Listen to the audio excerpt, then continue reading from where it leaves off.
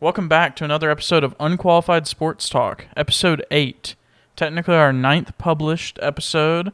It really does not feel like it's been that long, but we're back with another episode. Carson, Bryce, how you guys doing? Let's do it. So Excited good. for The talk about octagonal another episode. Yes. octagonal episode. Diving into all of our favorite sports once again. And we're starting with the NFL, aren't we, boys? True. If you look at the episode number, it's an 8, right? Which used to be half the games in an NFL season. It used to be how many games the Cowboys were going to win every season. Mm-hmm. But that is no longer true. Carson, some interesting news in the NFL this week. What got announced? Wow. Well, we'd heard the rumblings for the past year or so, and they made it official. The owners voted, and they're moving to a 17-game regular season for the upcoming season. How? I mean, there's no better way to describe it than just meh. Like the players get more money, and that's about it. But we get more But- football. Yeah, more football. But what are your initial reactions? I mean, my initial reaction is, it's more football, right? So that's exciting. It's going to kind of skew what we know as the NFL outside of more football because records are going to be broken. It does give another opportunity for teams to kind of make their exclamation point and make it to the postseason. But, I mean, what really concerns me is that records thing. The NFL's been 16 seasons for ever, it seems like at this point. Yeah, before we were alive. Yeah, so it leaves a lot of room for people like Patrick Mahomes to just put up 60 touchdowns in a season. And that's not lowballing it. Yeah, and I mean, could you imagine that year that he had 5,000 yards and 50 touchdowns if he had had an extra game?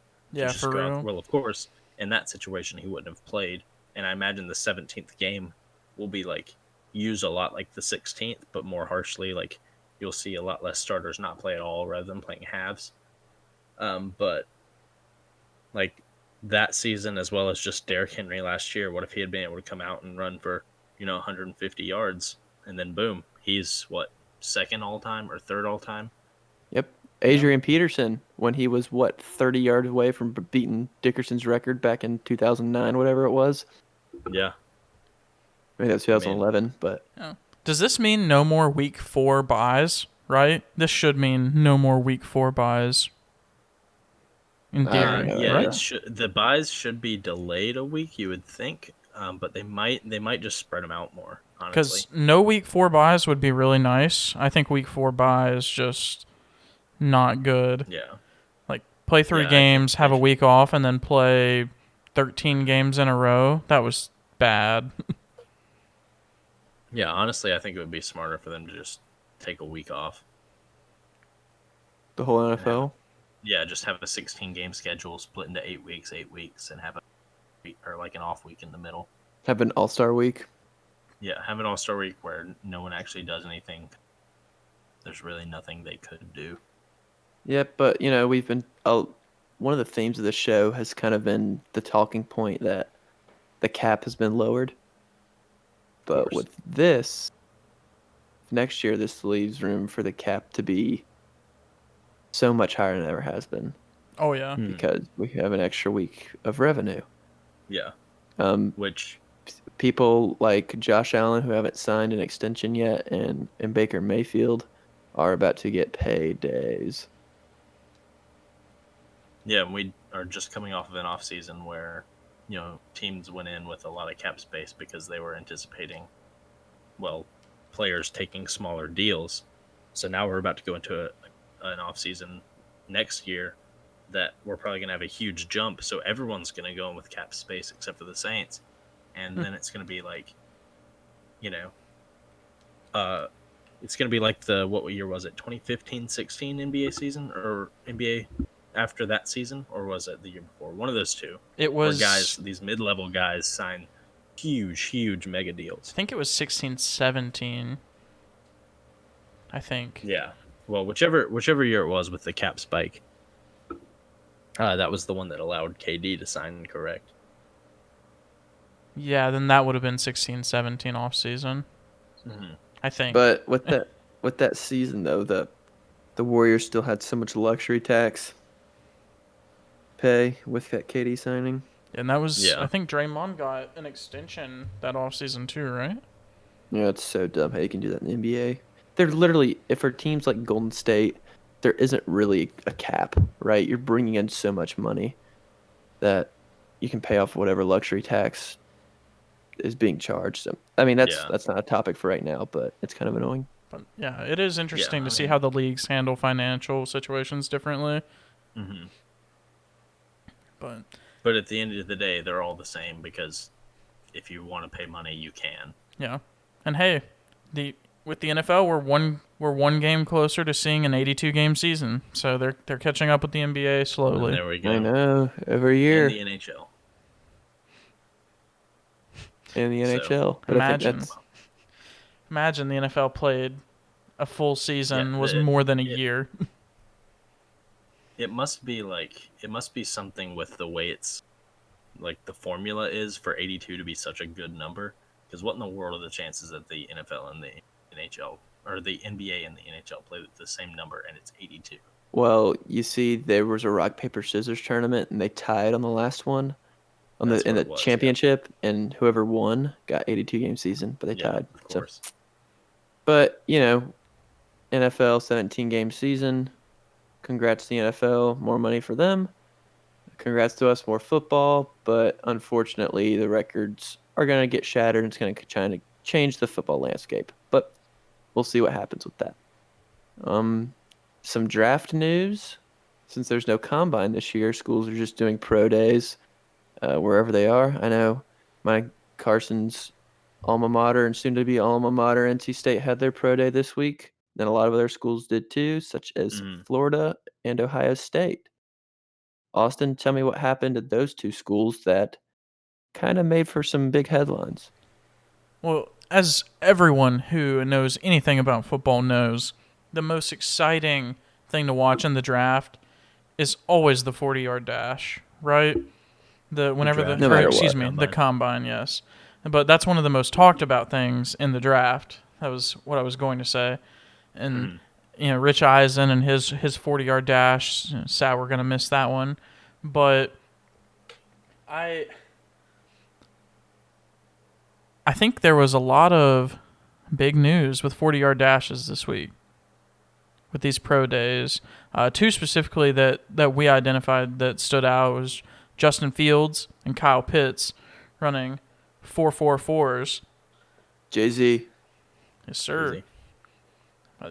That I think once you become kind of desensitized to it, like 4.40 is good, and you just have that in your head, you kind of forget how fast that actually is. Like, that's unbelievably fast. And Yeah, I mean, you get spoiled by the 421s and the the John 422s. Rosses of the world. yeah. But like CJ2Ks. yeah. But I mean, Kyle Pitts, he is no small human being, right? Justin Mm-mm. Fields, Longest- 7 longest- foot, 280. Justin Fields the longest same way. recorded wingspan from any receiver ever. Fun fact. It was over Justin 7 Fields feet, is right? That no. That's just a cheat code at that point. What was his wingspan? I don't know what it was, but I just read that somewhere. So I'm taking it. Das law. That's low. But yeah, to see someone that big running that fast makes me super excited about the future of the league, because the days of tight ends being just these huge block only guys that are also slow, that's so far gone now. I mean, look at people like Travis Kelce, George Kittle, Rob Gronkowski, right? They are massive Darren human Waller. beings. Yeah, Darren Waller, who is probably one of the most exciting young tight ends in the league. Look, those guys, they're going to start running down slot receivers, like, honestly. Dude. And we're Hunter big- Renfro we're is going to big. be out of job. We're big Kyle Pitts fans here. Since we're his best friend, since we had his best friend on the show. Yeah, True. of course. And our fact checker just got back to me, and Kyle Pitts, his wingspan was 83 and 3/8 inches, so it was 5/8 of an inch short of 7 feet. Wow. Gosh. Wow. And how tall is he? What, 6'4", 6'5"? 6'4". That's insane. Like, Well, he might have measured differently. I know that's what he was listed at. That's wild. yeah. And one Yeah, guy that's not unreal. mentioned here, it's going to be my honorable mention for these pro days, is Jamar Chase. He looked amazing. I was sitting down eating lunch watching that one, and I couldn't chew because my jaw was just perpetually dropped. He's going to be super exciting coming out of this draft. So Yeah, Not really absolutely. sure what perpetually means, but it was just Yeah, stuck. me either. It But was I know exactly.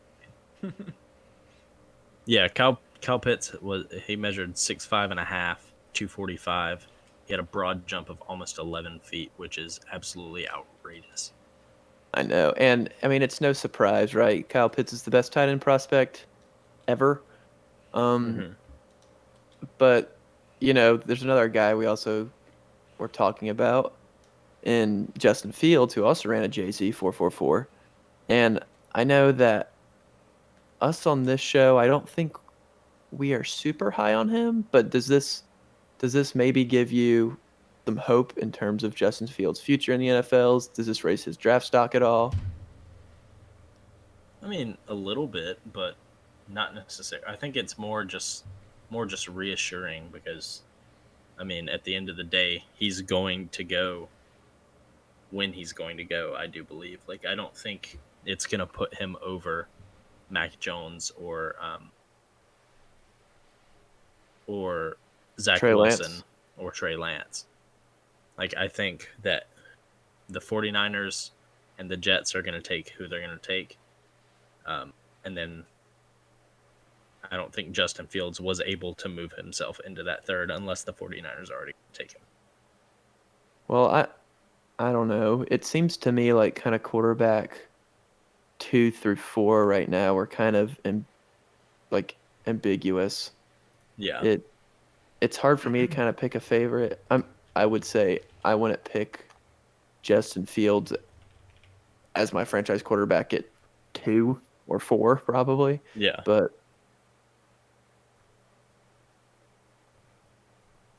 I mean, consensus seems to be Zach Wilson right now yeah, I would agree. Yeah, I at 2. I think we almost got hit by the recency bias mistake with Justin Fields, but thank you, Nick Saban, for destroying that. Because you remember after the Clemson game, everyone was like, "Oh man, Justin Fields, I don't know, like maybe he is the number 2 to Yeah. Trevor Lawrence after he had that Or, huge I mean, some game." people were even saying he was going to go number 1. Yeah, but those people are more unqualified than us, But Obviously. Yeah. Of course. They don't have brains. thank you, Nick Saban, and that Alabama defense for destroying the recency bias, and because I think Fields could be a serviceable quarterback in the NFL. Maybe after a few seasons, he's definitely not going to be someone that steps on the field day one and walks into Atlanta, let's say, and just takes over and runs that system. Like, that's not going Right, to I happen. agree.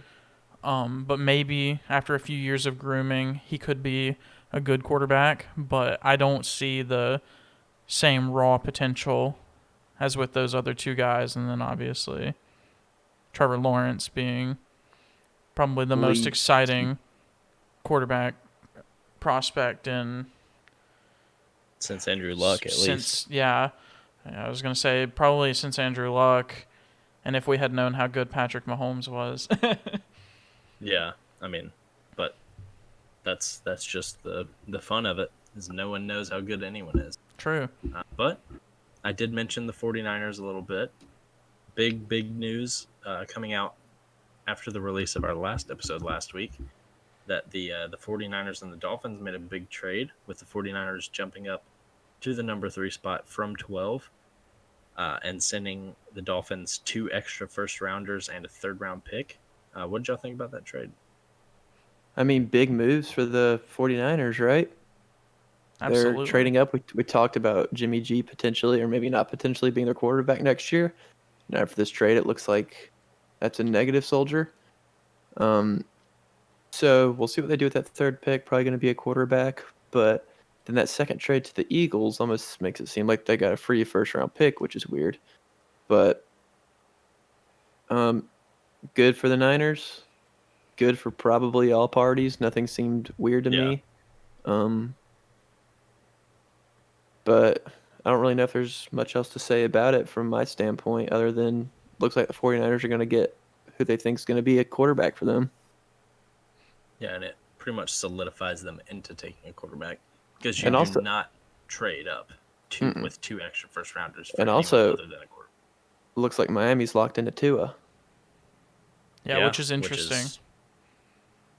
Yeah, I mean, but also it would have been very interesting for them to punt this quick on him. Oh as yeah, well. because he's up there with, in the conversation of exciting QB prospects, just because of all of his success at Alabama and the fact that he's left-handed. Yeah. But yeah, which might be his downfall. True. But Yeah. Could be. I like this for both teams as well. And then obviously the third team, the Eagles, that we'll talk about in a second. But yeah, if the 49ers do something weird and don't take a quarterback here, I will really be shaking my head. Yeah, I mean, you don't trade up to number 3 for Jamar Chase, no matter how incredible he is. Yeah. And I agree. honestly, I know, like, the Eagles are now sitting at 12 and the Dolphins are sitting at 6, right? And I've read some things, some speculation that the Eagles felt confident that they could still get Jamar Chase at 12. And I was like, if Jamar Chase drops to 12, no way. I don't see him going past 6. 12. And I'm going to say that right now. I think the I don't Dolphins think might anybody's gonna swipe him argue at with that. 6. Yeah, that's the absolute latest I think he could go. And it just depends on, like, how quarterback hungry they are between those 4th and 5th picks. Yeah. But I've also seen reports that the Eagles aren't 100% on. Why am I drawing a blank? Jalen Hurts. Why was I blanking on his name?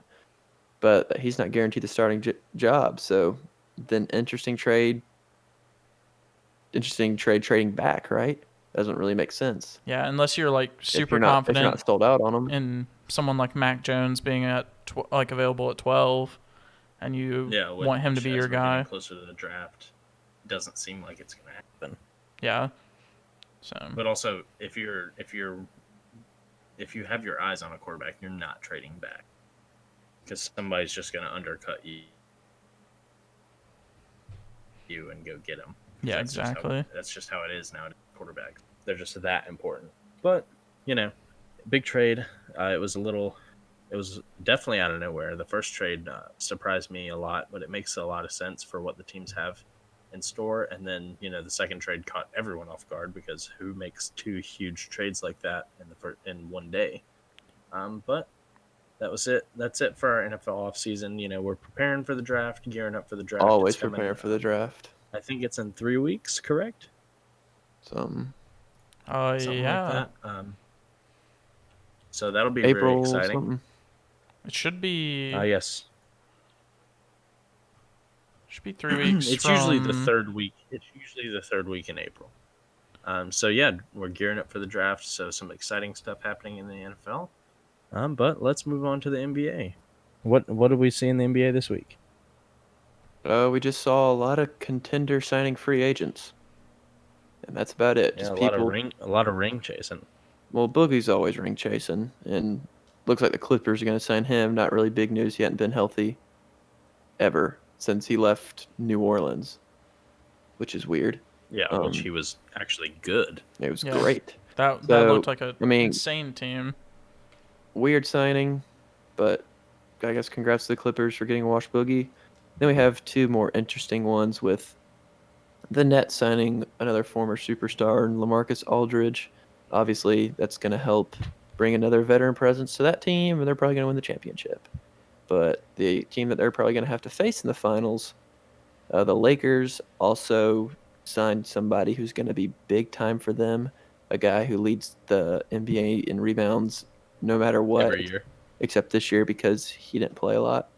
But that's Andre Drummond, so that's a great signing too, just because that's someone to grab boards, Yeah. and Yeah. And he's definitely the best out of the three. he is as of now. I mean, rebounds are. I know.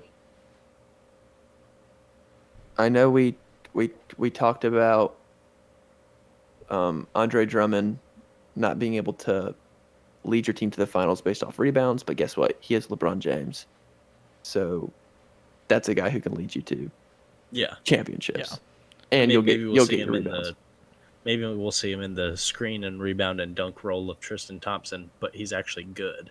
I know. Yeah. And we've already seen what AD can do with a big time center going back to New Orleans, right? How dominant Yeah, I him and mean- Boogie looked. And Drummond's still serviceable on offense. I mean, Yeah. he's not gonna shoot, and he's not necessarily gonna tear up the mid range, but he can still produce. Well, yeah, but And on of a team course, like offensive that, rebounds are such a good source of offense as well. And Yeah. he will grab them. I promise. on a team like that where you've got two dominant offensive presences, right, in LeBron and AD, Yeah. that takes so many eyes off of you where it's not you're honestly probably going to be in less one-on-one situations under the basket than you would have been anywhere else in the league, just because the help and rotating off and everything. And both of those guys are also good passers, so it's not hard to hit a lob to a guy that's massive like that. So Yeah, I think that'll be fun to watch, especially how their chemistry develops throughout the season as soon as everybody gets back on the court. But that also goes for the Clippers and the Nets, because I know the Nets aren't healthy, and I know Paul George is awful. But it'll be interesting to see how Boogie fits in with Kawhi and Paul George, and how LaMarcus Aldridge will, how warm his seat will be on the bench. And other than the Celtics sucking, there's not really much NBA news because, well, there was some more important basketball this week. For anyone who doesn't live under a rock, that's the third and fourth round. I forget the round numbers. The Sweet 16 and the Elite Eight of the NCAA tournament. yeah, the third and the fourth round. We saw, some of our favorite Cinderellas not make it, but also there were some more upsets, continuing the theme of just how these lower level teams, these double digit seeds, can still produce, because, well, it was a weird season and the good teams weren't as good in that mid to top level, and it showed. But now we have the Final Four: UCLA and Gonzaga, Houston and Baylor. And what do y'all think about those four teams? I mean, UCLA's fun Cinderella, second ever first four team to make it. I know, Carson, you love the Yes, sir. chocolate VCU Rams, but this isn't them. This is a Pac-12 team, Pac-12 that came out of nowhere this postseason. They're going to get slaughtered by Gonzaga. Yeah, it's not gonna be. I think right now the line's 16.5. Yeah, I would definitely take Gonzaga on that, honestly. Yeah, Yeah. it's not a bad bet at all. It's actually 14. I lied, but still. Oh, even more so, yeah. Yep. And then Houston Baylor, which Houston hasn't had to play a single good team, so they're gonna get slaughtered. I think. Give me Baylor by 8.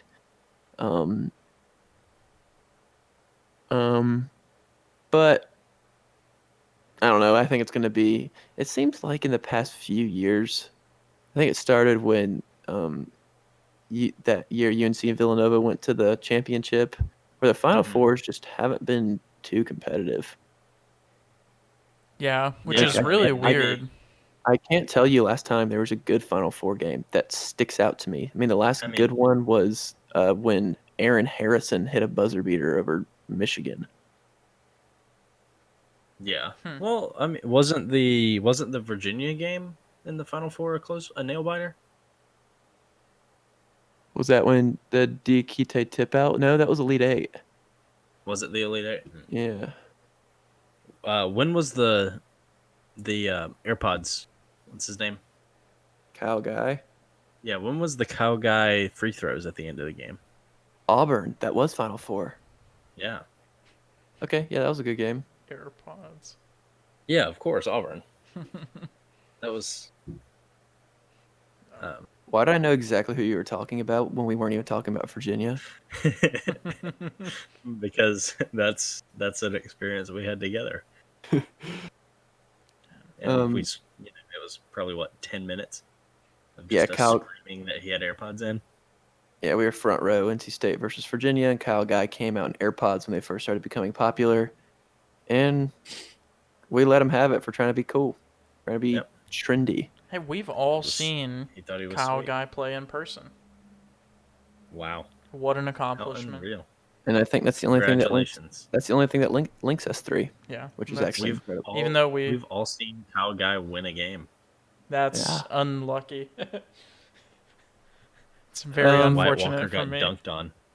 But yeah, guys, that's our Final Four. If we want to make brief predictions for who we think's going to the championship as a redo bracket, since everybody else's brackets has been busted. I don't understand the point of those that ESPN and other sports outlets The let second you chance bucket. get a second chance bracket. Well, we're doing a fourth chance bracket after the fourth round.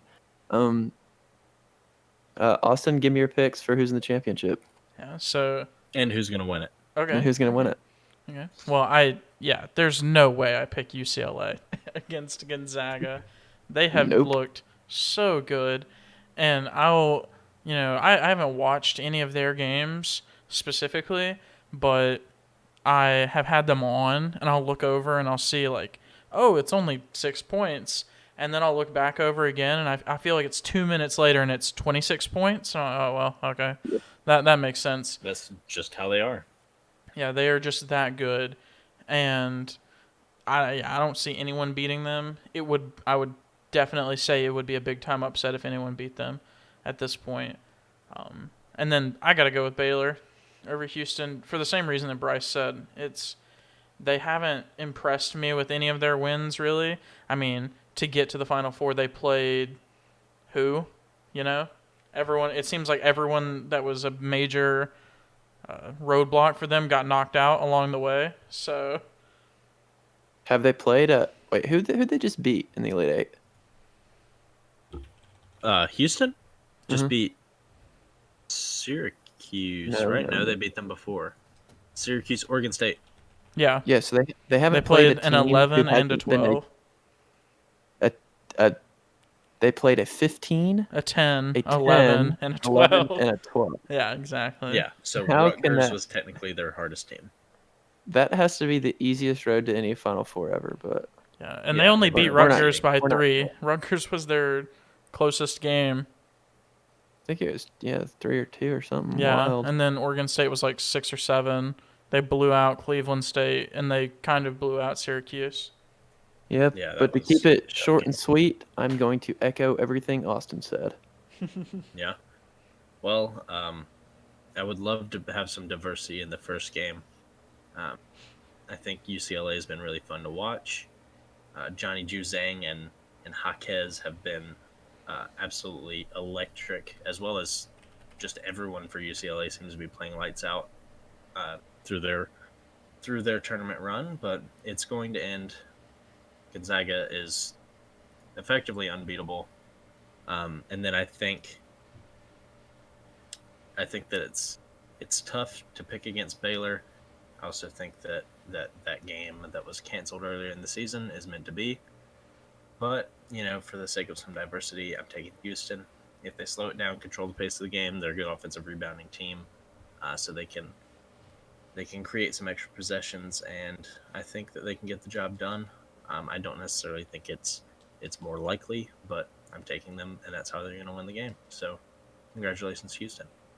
Congratulations, Houston. Absolutely. And before we get out of NCAA March Madness mode, I just want to give a shout out to my guy Max Among Us for putting up a valiant effort in being a Gordon Hayward away from going to the Elite Eight.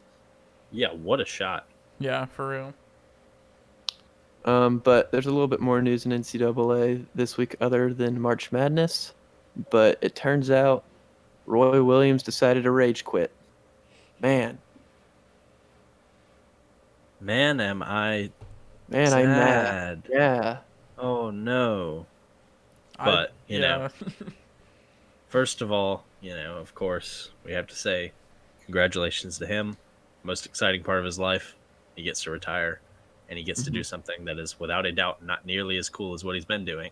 One of the few jobs in the world where that can be said. But hey, congratulations to him, and we wish him the best of luck in the next part of his life. Yeah. But also, that being said, we hate him. So much. Yeah. I But I don't know as an about all-time great, we I don't respect know it. if I hate him, but I do. I don't know if I'm even sad. Like I haven't followed college basketball throughout the regular season or the majority of the season in the same way for the past probably 3 or 4 years. But just watching him on the sideline during the ACC tournament and then the NCAA tournament, it looked like it was time, right? Yeah. Like he never really looked old, but I guess the year off from the tournament and everything, it really showed. He looked super old on the Well, sideline. I mean, he has been struggling with some health stuff over the Yeah. past couple of years. So I'm sure that definitely had to do something Oh with yeah. his retirement. But Yeah. And there's no Yeah, shame and in that because that's no. completely he's unavoidable. 70, of course. Yeah. He's 70. And There's zero shame. he's been doing a high stress job for the majority of his life. So, Yeah. And it probably takes a toll being in Coach K's shadow that long. But, that's true. yeah. that being said, He gets out at for a good time. So, last and finally, congratulations. Obviously, there's no overstating everything he's done. 3 national championships. What's the final number? 35 years, 33 years between Carolina and Kansas. 18 He's and going to be tough 15. to replace. 18 and Or 15. 15 and 18, rather. Yeah, 15 at Kansas, 18 at Carolina. Mhm. If I'm them, I take about a week or two or maybe a month. I don't go out and sign a guy tomorrow. Well, first of all, Roy might just come out tomorrow and say April Fools. Oh, True. that would be hilarious. That would be, but then everyone would just post Roy is back on Instagram and it would be like Mac is back, and we care. Oh, I think I care. But let it settle for a little bit because, well, he deserves it. Like, there's no need to go out and make a big move very quick. Even though, hey, Brad Stevens. My prediction is Sean May becomes head coach of the Tar Heels. That was a joke, but that'd be hilarious. That would be hilarious. At this point, it makes too much sense for it to be either Hubert Davis or Wes Miller, but I'm not making a prediction. But if I had to put my entire mortgage, I would put it one of those two guys. But you never know. You never know. yeah, true. It could be John Jones. John Jones. Could be John Jones. But this is the biggest job to be open in a very long time, probably since the last time it was open. So if there's anybody who's even the slightest bit unhappy at their job, they're going to go for it. And no one other than maybe 2 or 3 people are completely out of the question. But with that being said, let's just say final congratulations to him one more time. And Congratulations, Roy. He definitely rage Absolutely. quit after his first ever loss in round 1. But enough NCAA. We had a little fun with it, and it's going to be a fun final 3 games of the season. I'm definitely surprised that we got through the season. Oh yeah. There were times where the sun was getting real low, big guy. But we made it, and congratulations to everybody in the bubble because that's been a huge success. Mm-hmm. But we did have some people beating the crap out of each other this weekend. Bah, bah. Bow, bow. So who wants to give me a recap? Fight over it. Bryce, I'll let you talk about the UFC. The University of Fight Club. Guys. I'm pretty sure that's right. Yeah. We had one of the most anticipated heavyweight bouts in a long time this past weekend with Stipe Miocic, the GOAT, the champ, as of last week, against number one contender Francis Ngannou, who can touch somebody and they get knocked out because he's that strong. He is 6'4", 260 pounds of pure muscle. Not Actually. exaggerating on pure muscle. And of course, everybody was excited for this fight. Stipe beat him the first time somehow. But, everybody's looking for a change of the guard. Everybody was excited. First round, hey, look, Francis Ngannou stopped a takedown and reversed the takedown and started landing shots on Stipe after that. Where's that coming from? It was a completely new Francis Ngannou we saw. He was being calm, collective, precise, and there's a ton of tweets about it. Everybody's saying it, that calm Francis is actually the scariest human alive, and he already was the scariest human alive, but this Francis is like Francis 2.0. Oh yeah. So that's kind of concerning. Yeah. You know the meme that came out of WWE, the WrestleMania when the Undertaker had his first quote unquote loss, and it was the guy in the crowd and his mouth was just open. Do you know what I'm talking about? That was my Yes. face when Ngannou stuffed the takedown. I was like, oh. Out of literally nowhere. He was getting taken down left and right by Stipe their last fight. But, Ngannou did what he does. Absolutely And then turned the lights out. Rocked him. Turned the lights Rocked him. Unreal. So that was fun to watch. And my 7-fight parlay hit turned $1 into $70. That's always kind of fun. Let's freaking go. It's awesome. But that leaves the door wide open, guys. And I know this is Austin's favorite fighter of all time. Leaves the door wide open for John Jones to complete his transition to Jedi Master and go to the heavyweights. Austin, are you pumped or what?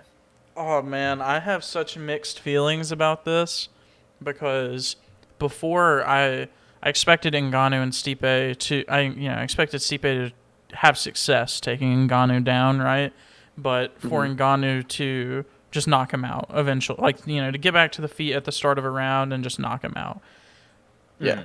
And now that I've seen Ngannou stuff a takedown, now John Jones I would say is a much better wrestler than Stipe, right?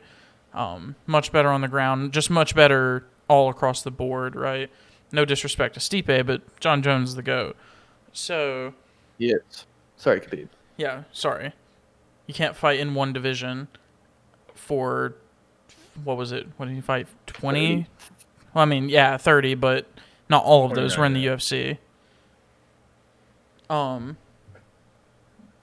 And, the lightweight division is it's whatever. I like it, but I would say that there's a lot of bad fighters in that division as well. Anyways, that rant aside, I am super nervous if John Jones gets in there with Ngannou that the same thing might happen, that Stipe will actually be able to, maybe not 100% success, or excuse me, Ngannou would be successful in keeping it on the feet, which does not favor John Jones. I don't think anyone would be favored on the feet against Ngannou. But I don't know, maybe, and it's so sad because people will call him a wimp if he does this, and he'll get a lot of backlash. But I think John Jones, instead of moving up, moving down to fight Israel Adesanya would be more exciting for me personally, because I would be too scared of Ngannou literally just killing him. Well, he already is. He's already come out and said he's 250 pounds right now. Yeah. So John Jones. Which crazier things have been done. And I think either one of those fights would sell. So. Oh my gosh. Yeah, no kidding. Israel Adesanya and John Jones are so similar in the way that they fight. Super technical. Yeah. So. But it's gonna be John fun. Jones said, "Show me the money." So. Yeah. They better pay him too. I'm ready for the deal to be set. There's going to be a lot of large numbers all around this fight. One of them being how hard Ngannou can punch. They're literally going to invent new numbers for this. They are.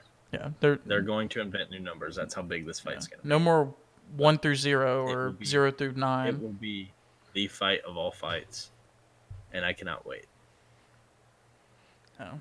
Me too. And we had another fight on that card that we were all looking forward to, and that's Sugar Sean O'Malley making his triumphant return, coming in 12-0.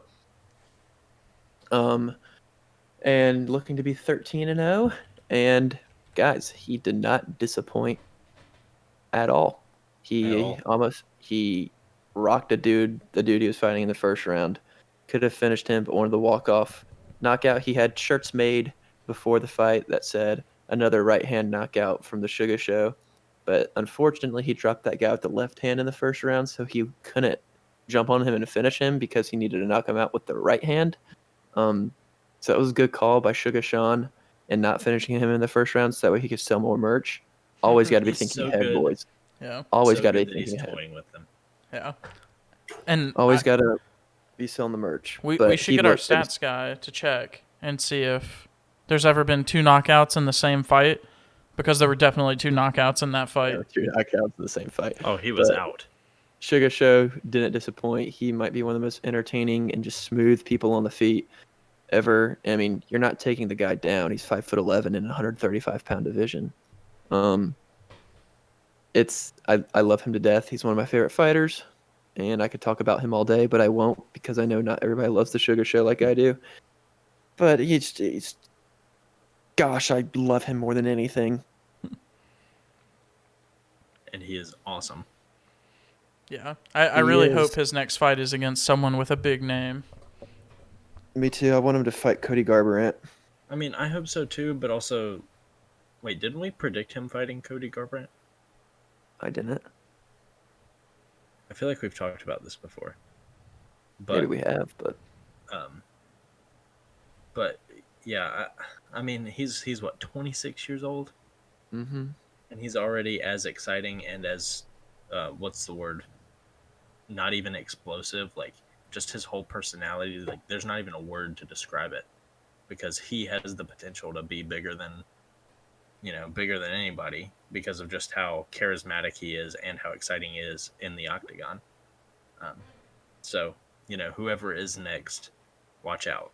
Oh, he could, if he becomes a superstar, he could literally be the face of the UFC because he's that likable.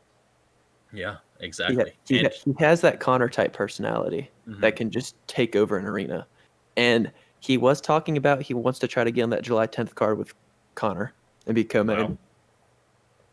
That would be fun. And that would be fun. That would sell Oh my gosh, would it sell? so well. But guys, some history was made in the UFC yesterday.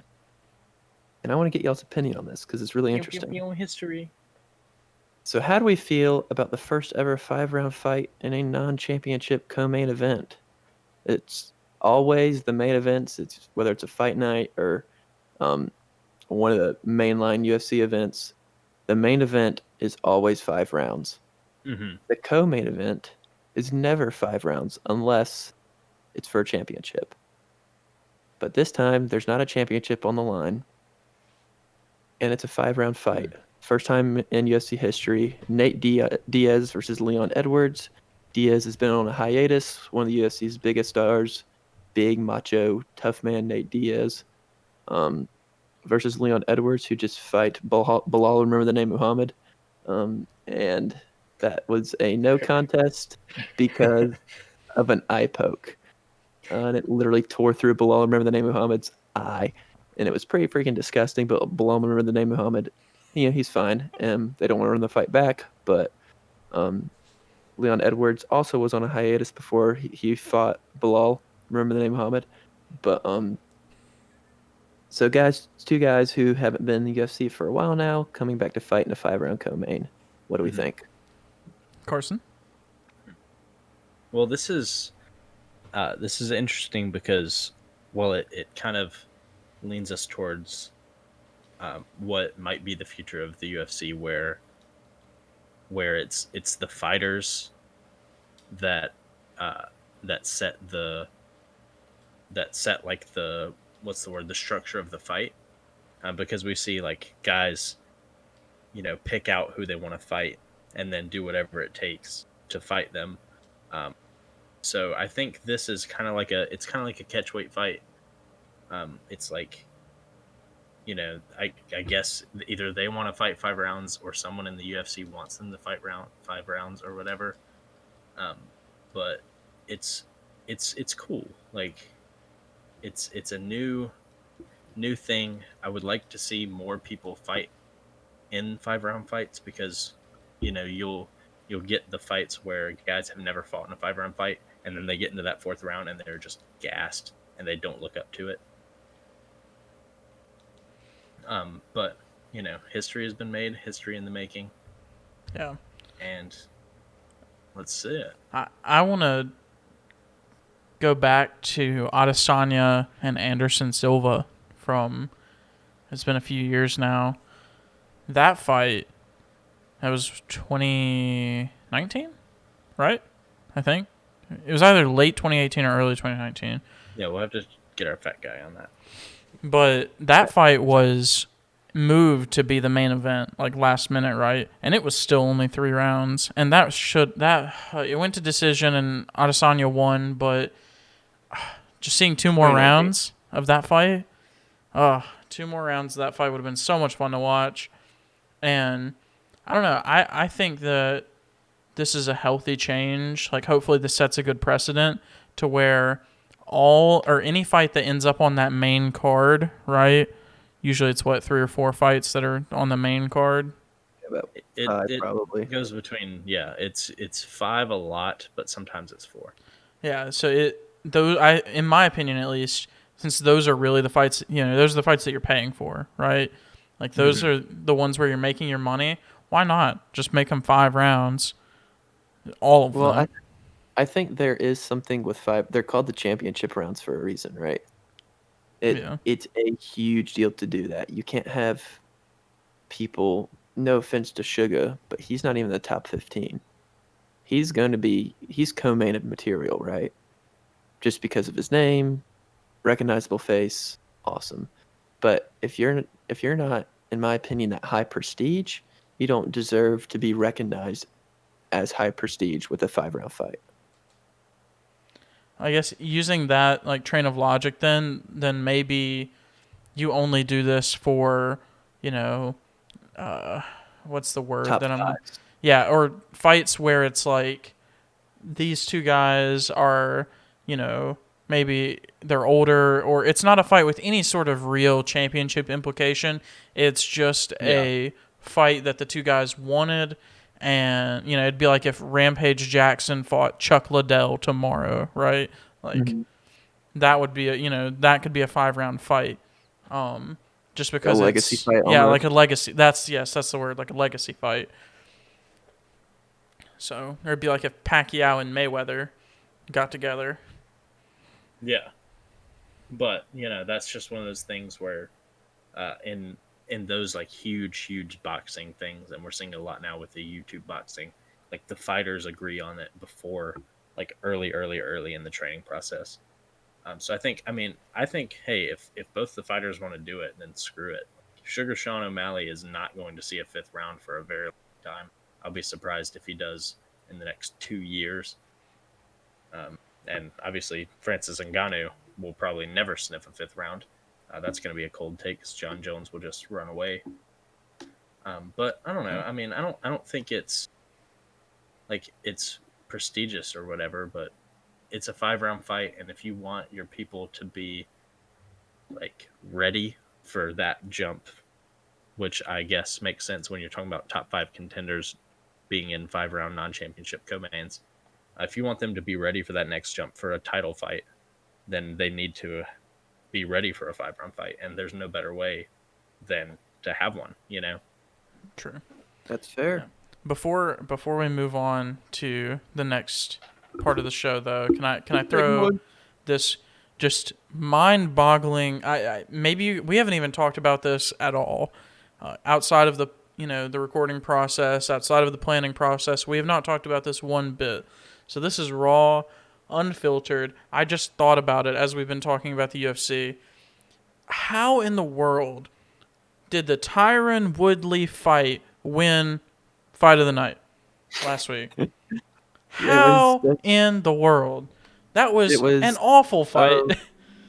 two guys come out and just start swinging. They both get rocked. One gets rocked harder. The end. Yeah, I was like, In 2 minutes, like. Did he get choked out? yeah, the wrestler Because he got goes submitted. world. Yeah. Yeah, I mean, say what you will about Tyron Woodley and, four I see losses in a row. Like, on a Bellator. maybe he should hang it Actually? up. I mean, he should, or he should just retire. One of the two. Yeah. Cut I him. didn't know if that was that was UST breaking news. No. But I we did mean- just speak it into existence, so it might as well be. We did. Congratulations to Tyron Woodley for the next stage of his career. But Segment. yeah, I just wanted to put that out there because I was so shocked because I love watching the post-fight interview or the post-event interviews and stuff, and It's very, very interesting where they throw the dollars. I was like, what? So, But before we get into everybody's favorite part of the show, the segments. Today's a big day. Well, our day of recording is the opening day of baseball season. I know Bryce isn't exactly the baseball lover, but I'll get him into it. We're working on it.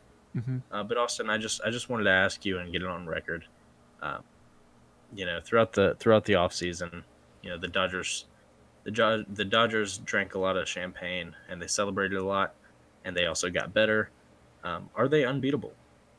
yeah, or no, excuse me, I got too excited. Last year, I got two answers out of that. Last year, yes, and no. Wait, last year was the year of LA, right? Lakers won the finals. Dodgers won the World Series. Year of LA, right? Yeah. And then, of course, it was the year of Tampa and other sports. But It was this also the year year- of Tampa. this year, this is the year of New York. Because I think this is Ooh. the year where the New York Yankees finally put their multi-gazillion, Google million, billion, Elon Musk gazillion dollar lineup together, and they can figure it out and make it last throughout the postseason. And then also the Nets are, they're going to win the finals. So, Well, technically they're in Brooklyn. yeah, but I've been to New York once, which makes me basically an expert. And Okay, yeah. yeah, they play in New York. So Does that mean every time you're not in New York and you eat pizza, you have to talk about how good the pizza was in New York? and hot dogs, because I also went to Nathan's. I have a very large sample size. And that is how every single person who has ever been to New York is. Yeah, it's that and hot dogs, because Nathan's hot dogs were so good. That Were you rule like also Joey applies. Chestnut? That also applies to people who've eaten Phillies in Philadelphia. And Of course. it should apply to barbecue, because North Carolina has the best barbecue, Eagles, as we all fly. know. But yeah, I don't think the mean, Dodgers are unbeatable. I do think, though, that out of the NL they have probably the best shot this season. So Yeah, and there's no question. I mean, they literally won the World Series, signed the best free agent. yeah. That's And we how love, much better. we love their ace. So he is probably, next to Mike Trout, our favorite player, right? Probably. Collectively, yes. I have my guys, but between Yeah. me and you, yeah. So always cheering for him. Hashtag represent the lefties. So Yeah. But, it's day one of the however many day season. It's like 8,000 days. yeah, 162,000. We can't really say for sure after one game that the Dodgers are going to win all 162 and sweep the playoffs, especially because they lost their first game. Yeah, But true. they're going to go 161 and one. They're unbeatable. It's crazy. They are Literally. unbeatable. It's kind of crazy. But we just like to talk about that occasionally, and as the season gets on, we'll have more to talk about. And now, Bryce, your favorite part, and everyone else in the world's favorite part. Segments. We got who has trivia this week? Is it you, Carson? Oh, it's actually me. Wow, I'm gonna take the reins back. I've got a trivia question. Mm-hmm. As we are celebrating the return of the tournament, we're continuing tournament mania. We've talked about it a lot throughout the whole process of it. My question this week, and I will be surprised, but if you can get it, I'll congratulations. Okay. I'm gonna ask, name me any of the four teams from the very first 1939 Final Four. 1939. We're Yep, gonna have Pepperdine. that's a good guess, but it's an awful guess. They are. How many? You're already gonna get your first hint. Austin, take a guess. I'll Brown. give you your hint. They're all Power Six schools. I think it's Oh, Power Six in basketball, correct? Is Big East included? Is that for the sixth? Yes. I'm so gonna they're all go. like actual schools, not like Dartmouth. Yes. Yes. I'm gonna go Baylor. It's a good guess, but not quite. Power six. None of them Trying are to in the think. Final Four this year. But, Is all it right, three all straight right. in a row? You said you'd be impressed if we got it right. So I'm doing a little Yeah, any psychology of the here, four. right? So I'm gonna say it's not one of the blue bloods, right? Like it's not, you know, I don't And you even would know be if those right. schools were built back then. So I'm gonna say Michigan. I'll throw Michigan in there. No. My last guess is going to be. It's going to be. It's going to be Rutgers. Oh, It's a good guess, but you're thinking too hard. We've got a Big East team, a Big 12 team, a Big 10 team, and a Well, Pac 12 team. I'm out Pac-12, of the. really? I'm out of the tournament now. So You're out of guesses. That's tough. I feel like the Big East is probably the most reliable for this one. And I'm between Final Villanova and guess. UConn. Final guess. Hook'em Kimball Walker is at UConn. No, you picked the wrong one. It was Villanova. Oh my So Villanova and god. Oklahoma lost in the Final Four. And in the national championship, Oregon beat Ohio State. Wow. Go OH. Ducks. Wow. And back then, they were the Oregon Webfoots, Oh, and they go were in the Webfoots. PCC, the Pacific Coast Conference, Ew. technically. Interesting. How wild is that? But also it being Oregon, Ohio State, Oklahoma, and Villanova in 1939. It seems Yeah. like things were different back then. That could be a Final Four not today. necessarily as much. That really could be a Final Four Minus today. Oklahoma But that's a without, trivia question for the week. Blake Griffin. Yeah, congratulations, Blake and his brother. What was his brother's name? Taylor Griffin. And the Smart Twins. And the smart twin. What a team, Blake and Taylor, Blake and his brother back then. But they didn't even get close to the Final Four. So what did they do before the tournament? Like, I do believe it was just less teams invited. I think it was like 14, but I'm not 100% sure. But 1939 was the first year of like the official NCAA tournament. So if That's anyone wild. claims a title before then, it's It's like false. it's technically real, but it's not. yeah, it's not the same. Yeah, not at all. But fun little trivia question for this week. That was a good let one, us know Carson. if you knew any of those, I know. I didn't necessarily know that Oregon had won the very first national title, but I don't think they've won one since. So hey, congratulations to them. Yeah, I mean, if you're going to win one and not win another one, it's either the last one or the first one, right? Those are the ones that you want to win. So, Right. because no one Wow. else will ever be able to say they've won the first NCAA tournament. Yeah, and no one's ever going to be able to say they won the last because hopefully we'll never see the last one. Sorry, I meant most recent, but yeah. Oh, yeah, same thing. All right, well, Carson, hold the mic a little bit longer. there's not much transition here because we've got hook 'em picks next. Yeah, but I will steal the what I mic do. though. Oh, because this is my favorite part of Hook'em Picks. It's when we get to do the update Yes. on Carson's record. Wait, Carson. can I say something real quick Yeah, before yeah, this? yeah. That was the state entirety of Oregon's first and last national championship in 1939. Wow. Wow. Marcus Mariota, how awful do you feel? That's tough. At least they have cool uniforms, though. Yep. Back to you. Glad our stat guy got that information. Sure. Too.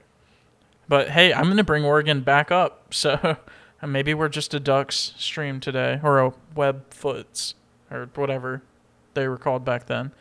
But Carson, after 4 more weeks of Hook'em Picks, right? That's tough. You're 5-7 That's tough. in the past 4 weeks, and that includes the Players Championship, the Players Invitational, whichever one it's called, a couple tournament games, some UFC fights.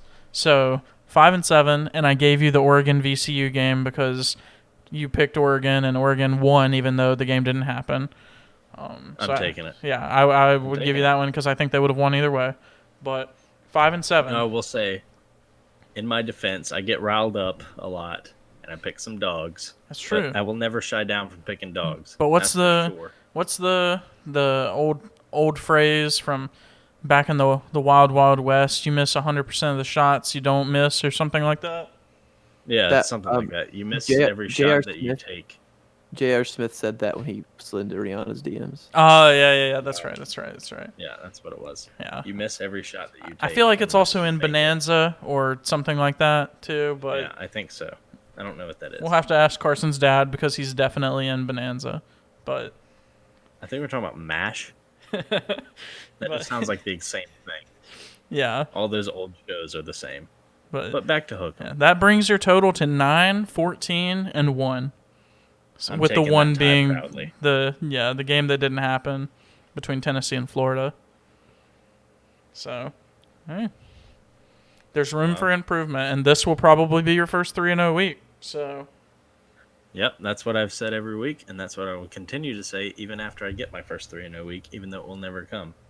But this week, I wanted to celebrate the first day and the first week of baseball. Maybe I'm a little emotional, but I'm taking 2 baseball games.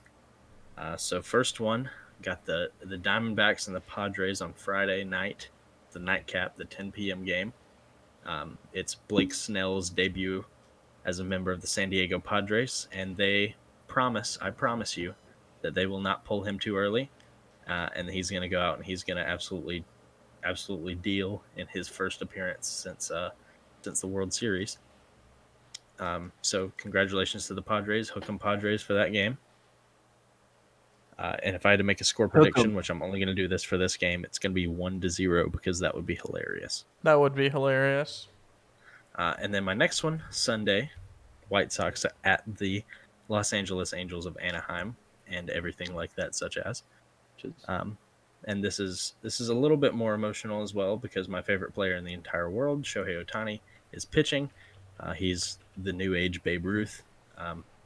But sadly, because they're in the AL, he can't hit and pitch at the same time. But that will be his pitching debut. He had a blister in spring training, and hopefully that will be cleared up because he pitched awful in his last spring training appearance. And Hook'em Los Angeles Angels of Anaheim and everything like that, such as. Hook'em, baby. Yeah, absolutely. And then we've got us a good one. An absolute barn burner. The NBA crap fest of the week. The Washington Las Vegas Wizards, don't know why I called them the Las Vegas Wizards, at the Orlando Magic on Wednesday at 7 o'clock. So, here we have Russell Westbrook against exactly. And that's my pick. Unless whoever the Magic have now, Cole Anthony, is that all they have? I think that's Markelle Fultz, unless Markelle Jonathan Fultz Isaac, remembers Mo how Bamba. to shoot. Oh, I got Mo. Bamba. All right. You haven't convinced me. I'm taking the Wizards. Hook'em Wizards, mainly because the Magic might have an average age of 20. And Markel Fultz still doesn't know how to shoot, so congratulations to him. So Hook'em, those are my Hook'em picks of the week, baby. And it's absolutely your first 3-0 week. Absolutely. Has to be. No doubt in my mind. Well, Hook'em is always one of our favorite things to prepare for and to see how it plays out. I know that throughout the week, sometimes we'll post on Instagram just a little reminder of who Carson picked and what games we're looking out for. Let's freaking go. Yeah, maybe you all should get together, our loyal fans out there, and just have a watch party and root for Carson one of these weeks. Maybe that's what we need. You know what? Carson's putting a parlay on all those games and those picks. Yep, and I try to pick games usually that are going to be on TV. If I don't, I apologize. I get emotional. Remember that. But hook 'em. Yeah. So, but we always talk about how this next segment is one of our favorites, and I hope that it's a fan favorite because I know we get a lot of really good laughs out of it. Yeah, it is just one of the craziest things that we just come up with, the craziest things that we can come up with for this because it's fun and it's entertaining for us.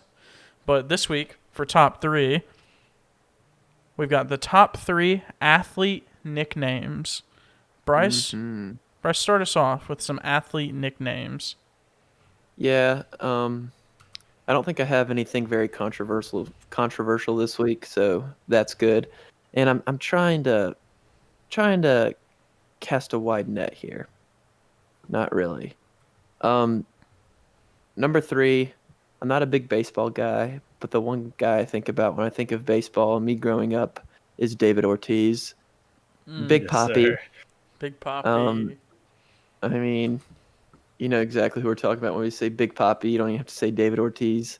You don't have to say anything. I mean, 99% of the population knows who Big Papi is, but even someone who's probably better in their sport, the answer, Allen Iverson, doesn't get that kind of recognition. He's not on my list. At number 2, we have Johnny Football because Yes, sir. Johnny College Football, baby. Because it's Johnny Football. Johnny Manziel, one of the most electrifying NCAA players of all time, and I don't think that's an exaggeration at all.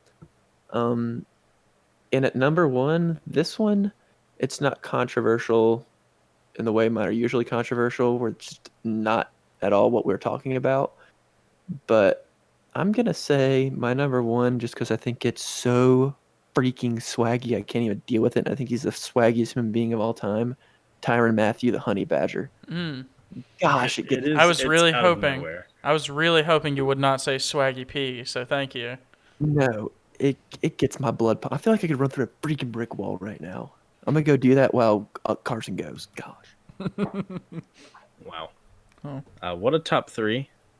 You know, I love funny nicknames, but also I love nicknames that make sense. So my number 3 spot is going to be Curtis Blades, whose nickname is Razor. So because his last name is Blades, his name's Razor Blades. Oh, because it's like Razor Blades. Oh, yeah.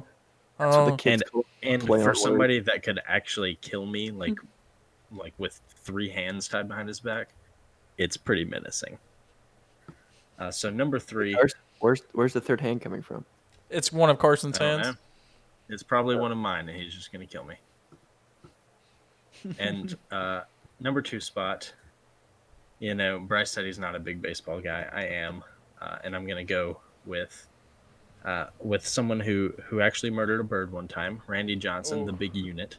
And it's actually awesome of a nickname because, well, he's 6'10", and, you know, being 6'10", he can throw like 190 miles an hour. But I just imagine like sitting there in the batter's box and knowing that if he hit me in the head, it would go through my head. And he's sitting up there 7 feet tall on a mound that's, you know, already up in the air. So I'm looking up like 3 feet at this man. He has my life in his hands. And then finally, number 1 spot. I know I talked about him a little bit in the preview show, but Ben Jarvis Green Ellis, the former New England Patriot. His nickname was the Law Firm. That's a lie. It was because his name kind of sounds like a law firm. That's so That's true. fair. How stupid is that? It's awesome. It's Oh my awful. I mean, gosh. awesome. Yeah. Can you So Hook'em imagine? Law Firm. Can you imagine that getting announced by Bruce Buffer? Literally. Oh my goodness. That's hilarious. Oh, Awesome. All right, I guess Austin. that leaves me. Please enlighten us. So I'm also going 3-2-1, and I'm surprised one of you didn't say this one because I think this is hilarious. But William Perry, the Fridge, Yes, he's sir. an interior lineman, six Oh, you mean foot fullback? 6'3", 350 pounds, and he had a gap in in his teeth like Michael Strahan used to because he got it fixed. Ooh. Fun fact, Terrible. but I'm pretty sure his was like wider, which is just awesome, and he looks just so disproportionate for 6'3", 350. And the refrigerator, man, that's amazing to me. But number two, a guy that I remember playing as in video games growing up and just loving him. And then whenever I first started watching the UFC, I was like, this guy's kind of cool. Chuck the Iceman Liddell. Yes, sir. I mean, you just can't compare. You just can't put any UFC nickname from the present against that one and have the same value. It's too funny and too perfect. And Chuck Liddell is probably in some alternate timeline my dad, just because I love him that much. But You kind of look like him, Wild. too. yeah, honestly, we're almost the Mohawk. same height, I think. That's a joke, Yeah. You're but tiny, mohawk. Look kind of goofy. yeah, and probably look like we grew up in a trailer park. But my number one, and I didn't know that this guy's nickname was this because he has another nickname that's way more common, but Larry the Hick from French Lick Bird. What in the world? Apparently, at some point in his career, there was an announcer with the Celtics that would call Larry Bird Larry the Hick from French Lick Bird. Not Larry Legend, Wow. Larry the Hick from French Lick, which has to do with What a his mouthful. growing up in whatever small town that he grew up in. But yeah. anything anything with Hick in it, it's got to be number one on the list, right? So That's just funny. I've actually never heard that. Nah, And what a neither mouthful have for I. any announcer. yeah, true. But hey, congratulations. Congratulations to all the athletes on our top threes. We love you and we love your nicknames and we want your nickname. True. And to round out the podcast today, we got a this or that. It's usually sports oriented, but this is the greatest UFC fight of all time. Ladies and gentlemen, Godzilla or Kong? Very relevant Sponsored. today. Sponsored by HBO Max and Warner Brothers. But also Godzilla not sponsored versus- at the same time. out today on HBO Max or in theaters near you. This or that. This or that, Godzilla or Kong? And I made a long list, kind of doing pros and cons of each one. And you know Venn diagram, how it's the two circles. Yes, And- of course. Yeah. It's pretty Yes, wild. I've heard of the diagram. Everything between Godzilla and Kong is all in the middle except one thing. It's on Kong's side. Oh. Monkey. Monkey. And that's why I gotta give it to Kong, you guys. I mean, Monkey. does Godzilla have thumbs? No. But Monkey. is he monkey? No. Wow. That's why I Oh, gotta well. give it to Kong. And guys, fun fact: throughout this new MonsterVerse, they've refrained from saying King Kong. I don't know what that means. it's just been Kong the whole time. Really? Is Interesting. it because Godzilla is king of the monsters? Yeah. Wow. It Wow. might change this upcoming movie, but We don't know. We do, we don't but we know. don't. Even though me and Carson have already seen it. We don't know because We we're not going to forgot. spoil it. But if he but if he is a god, because Godzilla, right? Then, but he's also the king. What? Is it Kingzilla or King Godzilla? It's just Godzilla. monkey. That's all we have to worry about. Monkey. All right. Pass popcorn. Awesome. Yeah, I I don't even know how to follow that because I'm still laughing and all my water is gone, so I can't calm myself down. But I can't disagree with that logic, right? Like, I was going to make the point anyways that King Kong has thumbs, therefore, if he puts a door in front of Godzilla that he can't break down, then what's he gonna do? But but yeah, Wow, that's a good point. I thought I was gonna get a laugh with that one, but man, Bryce. Monkey. Monkey. Oh my goodness, yeah, no, it's King Kong. It's that. It's not even close. Wow. Well, I guess I'll take the last one. And while everyone's zagging, and thatting in this or that zigzag, I'm going to stay with them because monkey. Monkey. And well, he can make tools. Monkey tools. Monkey It's hammer. over. Monkey hammer. Is that what MC Hammer is supposed to Yes, mean? yes. Oh yeah, okay. Monkey with a C. Hammer. But yeah, I mean, monkeys are smart. Lizards are not. He can literally make tools, and you know, I think gorillas can like talk and stuff when they're not eating their own poop. So it's like Yeah. 50-50. But the jury is still out on that one. So Yeah, we don't know. This is something we are definitely qualified in, but we're also unqualified. Yeah. True. We're definitely guys- not animal scientists. And remember to tune in on HBO Max, March 31st, 2021. Even though it's already passed, for the premiere of Godzilla vs. Kong. Thank you to our sponsors, HBO Max and Warner Brothers, which we might be sponsored by. But guys, thanks for tuning in this week. Another great week of unqualified sports talk. Already 2 months in, like Austin said, it's pretty wild. We're having a blast. We hope y'all are having a blast too. Don't forget to follow us on social media at UQ Sports. We really appreciate the support. We really appreciate y'all listening every week. We'll see y'all next week, and go King Kong. Yeah, hook 'em King Kong. Congratulations. Hook 'em monkey. Monkey.